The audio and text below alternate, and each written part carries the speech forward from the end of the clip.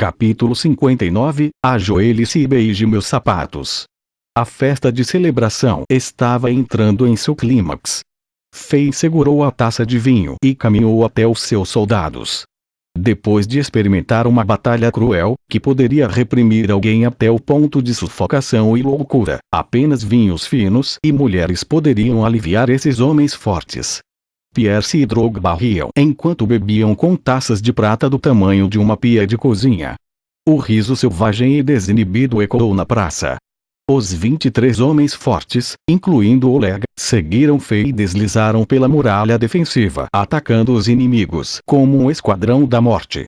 Exceto por Breno, que se sacrificara na ponte, embora os outros 22 homens fortes tivessem sido gravemente feridos, eles voltaram vivos. Lutar ao lado do rei tinha construído uma amizade especial entre esses homens de ferro. No lado norte da praça, os homens se ajuntaram e sentaram sobre as mesas de pedra, consumindo o vinho.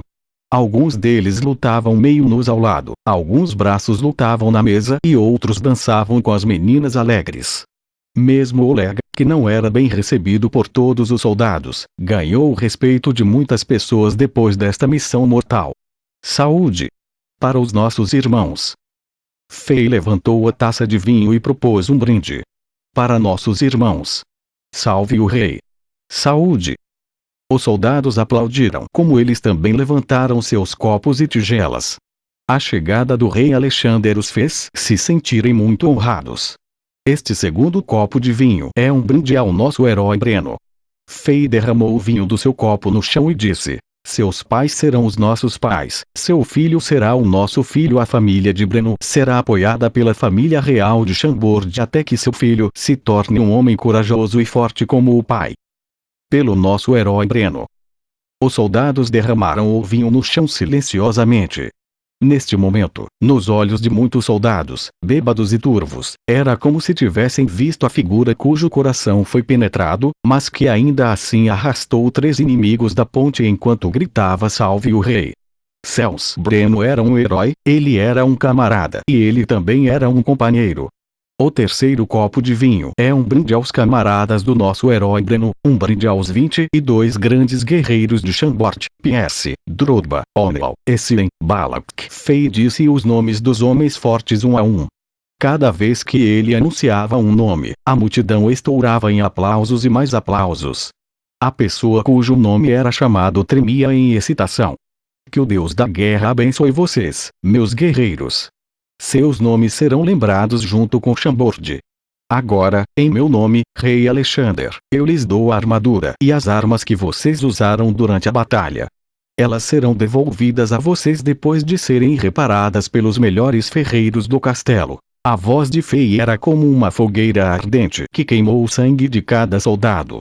Depois de ver as expressões incríveis e excitantes dos homens fortes, Fei levantou a taça cheia de vinho no ar e felicitou. Sim, meus guerreiros, como sei que vocês desejam, estes itens preciosos da família real serão permanentemente concedidos a vocês, porque eles são as medalhas que representam sua bravura e habilidade. Os 23 conjuntos de armaduras e armas eram os tesouros que o velho rei reuniu ao longo de sua vida. Embora não fossem ilustres itens mágicos e armas, num reino nível 6 afiliado de um império nível 1, eles eram inestimáveis. Para um oficial como Oleg, se ele acumulasse toda a sua renda, de toda a sua vida, ele ainda não seria capaz de obter um conjunto completo de armaduras e armas. Então, logo depois que Fei parou de falar, os soldados começaram a aplaudir. O rei era justo para com quem merecia recompensas e punições, especialmente para aqueles que demonstraram lealdade e arriscaram suas vidas. Além disso, nas batalhas anteriores, o rei Alexander estava sempre na linha de frente do campo de batalha e assaltos, bloqueando as lâminas dos inimigos, que miravam em seus soldados e companheiros, com seu próprio corpo. Essa série de atitudes e comportamento de Fei tinha aumentado sua influência e controle de suas tropas para um nível incomparável. As recompensas gentis do rei haviam empurrado a festa de celebração para seu pico. O cheiro intoxicante do vinho se difundiu no ar. Fei foi contagiado e até tirou sua própria luxuosa túnica de rei e vestiu uma fina armadura. Ele lutou com os homens fortes, desnudos e armados, e competiu em jogos de beber. Era um jogo de homens e Fei estava na mesma sintonia que os outros soldados. Usando o modo bárbaro para enganar, Fei facilmente venceu mais de uma dúzia de homens fortes famosos em Chambord e mostrou completamente a força e a coragem do rei. Uma encantadora atmosfera abraçou o castelo de Chambord após a guerra. Neste momento, de repente algo inesperado ocorreu. No meio da praça, onde era o local mais lotado, uma série de gritos femininos e maldições foi ouvida, além do riso fraco de homens misturados com eles. Fei franziu o senho. Os soldados, que estavam se divertindo, também congelaram suas mãos com os copos de vinho no ar. É provavelmente um punk bêbado forçando um beijo em sua amada menina imprudentemente. Foi a primeira coisa que veio na mente de Fei e dos soldados. Embora esse tipo de comportamento não seja civilizado, nesta festa de celebração aberta e não convencional, podemos tentar perdoar aquele bastardo com tesão. As meninas de Chambord são muito ousadas e vigorosas. Espero que o deus da guerra possa abençoar aquele pobre punk. Todos os homens tinham sorrisos de compreensão em seu rosto. O que era inesperado era que o caos e as maldições não se acalmaram, como feios soldados esperavam, mas aumentaram ainda mais. Muitas maldições e gritos foram pronunciadas, misturadas com elogios e risos. Muitas pessoas pararam de dançar e se aglomeraram em direção ao meio da praça. O barulho cessou, gradualmente, e a atenção de todos estava na origem do caos. Fei estava numa escada e olhou para o local de origem do caos. No segundo seguinte, sua expressão ficou fria e uma sensação assassina vazou de seu corpo e se difundiu no ambiente. Porra! Alguém está mexendo com a Angela. O salto foi iniciado Vosh. Fei saltou dezenas de metros mar e correu para o centro da praça em alguns instantes. Neste momento, a multidão se transformou num grande círculo. No meio do círculo, Emma e uma dúzia de jovens cidadãos formavam uma parede humana e olhavam com extrema raiva para o par de cavaleiros à sua frente.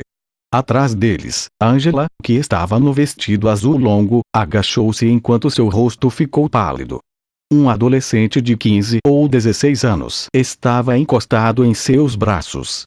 O pescoço do rapaz estava gravemente ferido. Havia uma fenda horrível que foi aberta por uma lâmina afiada. O adolescente estava tendo dificuldades para respirar, sangue e espuma estavam saindo de sua boca. Semelhante a uma pessoa que não sabia nadar e tinha ficado sufocada pela água numa piscina, seu peito subiu e desceu dramaticamente. O sangue e a espuma que saíam de sua boca voavam por toda parte e o vestido azul de Angela estava completamente manchado pelo sangue. Cidadão de baixa classe imprudente, como se atreve a apontar seu dedo para um cavaleiro superior do Império? Um cavaleiro líder do Império Zenith, com a capa de cor vermelha, guardou a espada ensanguentada. Cortar a garganta de alguém quase ao meio era um assunto insignificante em seus olhos. Ele gritou para Emma e para os cidadãos de Chambord com desdém: se vocês querem viver, ajoelhem-se, beijem minhas botas e saiam daqui. Bastardos desavergonhados, o vice-capitão cavaleiro da legião, Sr. Semak, só queria convidar sua futura rainha para uma dança. O cavaleiro de capa vermelha enfatizou as palavras rainha e dança. Qualquer homem entenderia o significado obsceno por trás disso. Depois de dizer isso, piscou para os companheiros com orgulho. Atrás dele, uma dúzia de cavaleiros de capa vermelha semelhantes seguravam-se nos ombros e riam alto. No meio de toda a cavalaria, o cavaleiro lustrado que estava por trás do príncipe Tropinski tinha um sorriso brilhante em seu rosto depois que ele ouviu isso. Ele zombou dos cidadãos de Chambord que se aglomeravam e olhavam ao redor. Quando viu Emma, seus olhos se iluminaram, mas, depois de uma pequena pausa, sua visão atravessou a multidão e aterrissou na deusa que era uma menina vestida de azul. Uma expressão obscena apareceu em seu rosto. Ele não fez nenhum esforço para esconder sua luxúria. Nesse momento, Vosh! Um vento forte soprava. A visão de todo mundo ficou turva e um majestoso figurão de repente apareceu no meio do círculo. Foi Fei, que tinha usado o salto para chegar aqui mais rápido. Fei olhou ao redor e rapidamente entendeu o que estava acontecendo. Seu rosto mudou de expressão. Ele não se importou com a provocação da cavalaria de capa vermelha, que eram como cães loucos, e correu até Angela. Ele se agachou e colocou a mão na parte de trás do adolescente moribundo. Ele abriu o cinto de armazenamento e tirou a garrafa de poção de cura normal. Ele cuidadosamente deixou cair as últimas gotas restantes da poção vermelha na boca do adolescente e na horrível fenda em seu pescoço. Um poder mágico misterioso brilhou. A poção de cura normal exibiu seu incrível efeito mágico. Instantaneamente, a ferida do adolescente se recuperou a uma velocidade incrível, formando uma cicatriz em apenas alguns segundos para, em seguida, encolher e desaparecer totalmente. Ele parou de jorrar sangue de sua boca e seus dramáticos movimentos torácicos também se acalmaram. Sua respiração voltou ao normal, ele recuperou a consciência e abriu os olhos lentamente. Fei ficou aliviado depois que viu. Felizmente, ainda havia um pouco da poção de cura normal sobrando depois de Fei ter diluído a maior parte dela. Fei salvou um pouco apenas para caso de uma emergência. Ele não esperava que fosse usado num momento tão crucial. Se não tivesse a poção, esse adolescente, definitivamente, seria um cadáver frio agora.